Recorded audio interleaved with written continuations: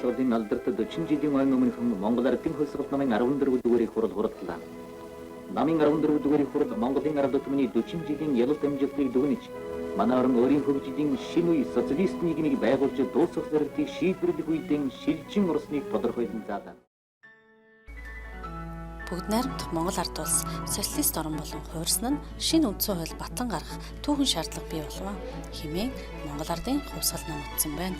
1960 оны 7 дугаар сарын 6-нд ардын их хурлын 4 дахь удаагийн сонгуулийн ах дугаар чуулганаар бүгд найрамдах Монгол ард улсын үндсэн хуулийн төслийг хэлэлцэн батлав. Үндсэн хуульд улс орны түүхэн хөгжлийг нэгтгэн дүгнээд бүгд найрамдах Монгол ард улсын зорилго бол социализмыг төгөлдөр байгуулж цаашдаа коммунист нийгэм байгуулах явдал мөн хэмээн тодорхойлжээ. Ийхүү 1960-аад онд бүгд найрамдах Монгол ард улсад авторитар дэглэм зогтсон улс төрийн зогтолцоо бүрэлдэн тогтжээ.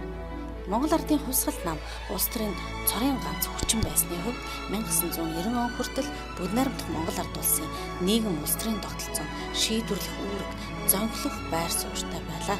Бүгд найрамдах Монгол ард улсын үндсэн хууль бүгд найрамдах Монгол ард улсын төр нийгмийг удирдан чиглүүлэгч хүч бол бүхнийг ялагч марксист ленинист онолыг үйл ажиллагаанд удирдлага болгодог Монгол ардын хувьсгалт нам гэж хуульчилжээ. 1961-ээс 1990 онд Монгол ардын хувьсгалт намын төв хорооны улс төрийн төвчөөний бүрэлдэхүүнд 25 хүн сонгогдсон ажиллаж байжээ. Бүгд найрамдах Монгол ард улсын төрийн дээд эрх барих байгууллага нь ардын их хурал түүний чөлөө цагт ардын их хурлын тэргүүлэгчд байхаар хуульчилжээ. 1960-аас 1990 онд ардын их хурлын сонгуул 9 удаа явагдаж ардын их хурлын чуулган 40 гаруй удаа чуулсан байна. Ардын их хурлыг анх 3 жилийн хугацаагаар сонгож байсан бол 1969 он үндсэн хуулийн нэмэлт өөрчлөлтөөр ардын их хурлын бүрэн эрхийн хугацааг 4 жил 1980 онд 5 жил болгожээ.